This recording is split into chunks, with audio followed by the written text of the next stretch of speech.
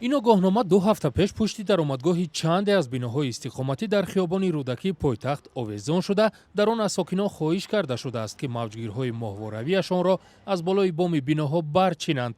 баъзеро худи сокинон, баъзеи дигарро мақомот канданд. Чӣ мегӯё ха кан қонуна давлата чӣ ко кам мешавад? Баъд ягон гап ҳаст ки кандан. Ҳамн қамора гуфтанд ки ҳам тори хонаҳоро безеб мегиранд. ха кози ҳам чора канала тамошо дорем ин чӣ гап не?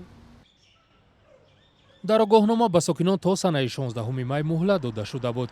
баъди анҷоми ин муҳлат, кормандони техникии идораи манзиливу коммуналӣ худ ба чидани мавҷгирҳо ва тоза кардани боми биноҳо шурӯъ карданд. дар ҳамин минтақа ҳозир дар ҳамин минтақа гидета як 150 та қариб истимат кардем дар ҳамин 3-4 дом дар МЖК домои қайроқуму домои сурху домои зард унҷода 800 та мо ҳамин тирамои гузашта истифода кардем. ҳамашон дар мавҷи истиқлол интернет ва ҳамин чиза хуш шудагианд. бархе аз сокинон дар суҳбат ба радиои озодӣ гуфтанд, мавҷгирҳои онҳоро аз болои бом партофтанд, ки кор ношоям шудааст. баъзеи дигар гуфт намедонад мавҷгираш дар куҷост.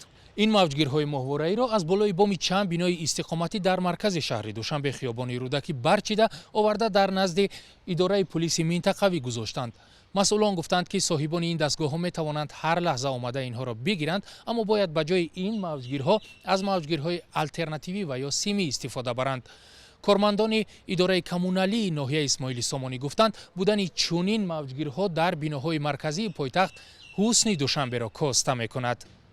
аз боло метобад ҳам раҳ мегузаранд, меҳмонҳо мебинанд, дар тани девор задагиянд, як ҳамин як шаҳрдорӣ бояд як тартиби шаҳрдорӣ риоя кунем. бархе ҳуқуқшиносон мегӯянд, сокинон ҳақ доранд боми бинои истиқоматиашонро, ки хусусӣ аст, истифода баранд ва мавҷгирҳои худро дар он ҷо гузоранд. аммо ба қавли онҳо ин амали мақомот ҳам ғайриқонунӣ нест. вобаста ба он ки агар ки маҳдуд карда шаванд истифодаи ҳамин гуна моҳвораҳо аз ҷониби мегем ё ки ҳукуматиҳое ки мақомоти иҷроии маҳаллии ҳокимияти давлатӣ метавонанд санадҳои меъёрии ҳуқуқӣ қабул кунанд, ки агар ки ҳамин чиз ба симои зоҳирии шаҳр агар ки хабар расонад, ё ки симои зоҳирии шаҳр бигем онқадар зебонишон наметиҳад, метавонанд ки ҳамин гуна қарорҳо қабул кунанд. барчидани мавҷгирҳои моҳворавӣ аз боми биноҳои истиқоматӣ дар кӯчаҳои марказии пойтахт аз соли гузашта шурӯъ шуда буд. бархе аз сокинон аз он гуфтанд, ки ин амал ҳуқуқи дастрасии онҳо ба иттилоъро маҳдуд мекунад.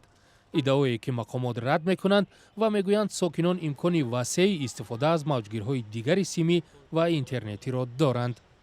амриддин Олимов, Алишер Зарифӣ, Радиои Озодӣ, Душанбе.